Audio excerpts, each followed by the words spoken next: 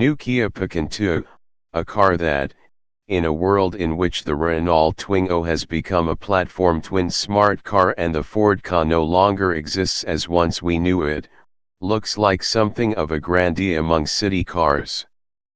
Now entering its third full model generation, this Korean-built Super Mini came along in 2004 and helped to set the template for the modern European micro-hatchback years before Europe's own car makers, Peugeot, Citroën, Volkswagen, Seat, Skoda, and Vauxhall, could get in on the act themselves with their various, often interrelated alternatives. Now that European buyers have so many locally built options to choose from, of course, the Picanto is in danger of fading into the background, unless it can hit those pioneering high notes all over again. Besides the rivals already mentioned, it now has full-size budget super minis such as the Dacia Sandero, MG3 and Ford Ka-N to contend with. Success in such a crowded niche will take a lot more than it once did. This new version starts in the right place, though, with a lighter, stiffer body structure. It then adds a longer wheelbase, suspension, and steering systems that have been respecified as well as retuned, more assertive and eye-catching body styling, improved cabin and boot space, a more upmarket-looking dashboard and a revised engine range featuring, on its uppermost tier, a new, 99 bhp turbocharged petrol motor that promises to do transformative things for the car's driving experience. The Picanto's top-of-the-range engine will join the lineup later this year. In the meantime, earlier cars will come with the same choice of 1.0-liter 3-cylinder or 1.2-liter 4-cylinder atmospheric petrol engines. The entry-level 66 bhp 1.0-liter unit was the one we picked to introduce ourselves to the new car.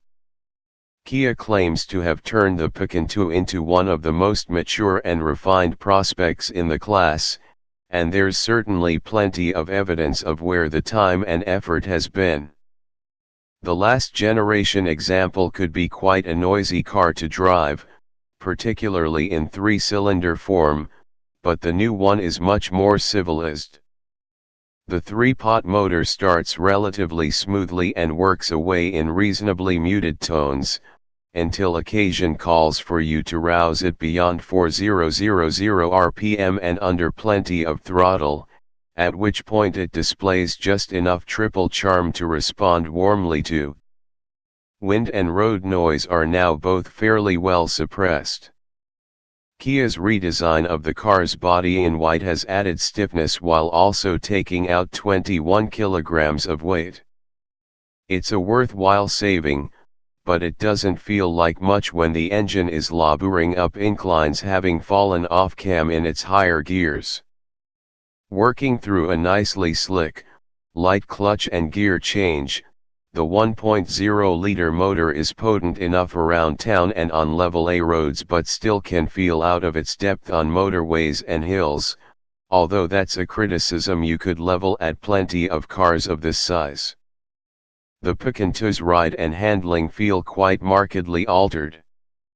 Gone are the old dismayingly slow, overly light steering rack and soft riding, corner teetering handling gait.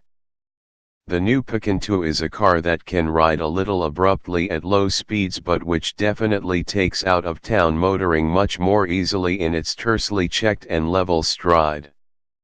High-speed stability is greatly improved, handling response is good and outright grip levels, on the 15in wheels and tires of our test car, are high enough to withstand a gently enthusiastic driving style.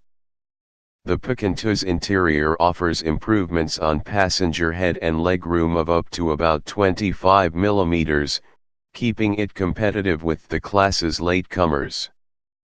On outright boot space it now tops the city car ranks, offering proper 60/40 split folding back seats, where plenty of rivals make do with 50/50, and an adjustable boot floor. Material quality levels around the interior have jumped up a notch, too.